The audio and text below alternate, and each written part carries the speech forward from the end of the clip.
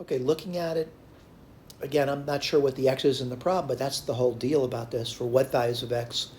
And looking at it, I can use ratio test. And to do that, let's write that down. I'm just going to simplify a little tiny bit. It's going to be the absolute value. Whoops, sorry about that. Absolute value of, let's see, 1 over 1 minus x to the n plus 1. And then we divide through by the actual an.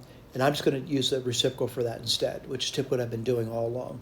So 1 minus x to the n over 1. And I think I could simplify that. And looking at it, I can say a lot of factors cancel off. We left off with certainly a 1 on top and a factor of 1 minus x on the bottom. All right, so that was relatively simple. The question is, what am I doing over here? The limit as n goes to infinity. I'll write this over here.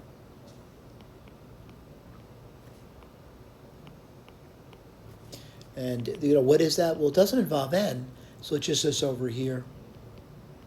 All right. Now, this is an important fact that I got over here, and for the ratio test to work on this guy over here, I got to write this down now. All right. Wish I had more room to do it in, but let me write this down. So the absolute value of 1 over 1 minus x has to be less than 1. All right. Now, granted, kind of looking at it, I know it's difficult, but I want to point out that this really boils down to, let's take a look at it. So it's going to be 1 over, you know what I'm going to do? Let me get my eraser out. Really, I'm kind of running out of room here. Let me just start to erase things over here. Again, we used the ratio test. It's also written over here. We got this all over here. So really what are we doing? We want this thing to be less than 1. And I'm going to do a little, I'm just going to rewrite it.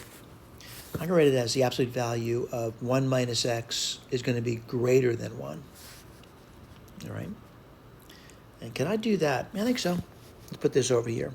So 1 minus x to be greater than 1, the absolute value of it anyway, means that it's going to have to be below minus 1, or the 1 minus x would have to be greater than 1. Let's see if we can solve that.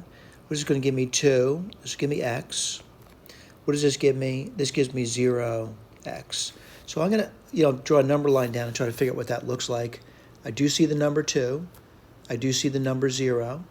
And what's x? X is greater than 2. And I got to do the x less than 0 now, right?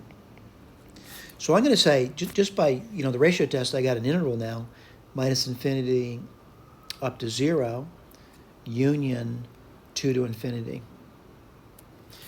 However, what I need to do is I really need to test out those endpoints now. So I want to point out this is what x is, all right, but I need to test out the endpoints. Like if I tested out 0, what would I get? If x is 0, I'd get 1 over 1 to the n, which is clearly a divergent series. It would be 1 to the n, and that's a divergent series. Let's try 2. What would you get there? 1 over minus 1 to the n, and that's just like minus 1 to the n power, also divergent. So the only place it's going to converge is right over here. Let's look at the k and see if they said that. Series converges for all x on these intervals over here, and we did get that. Thank you.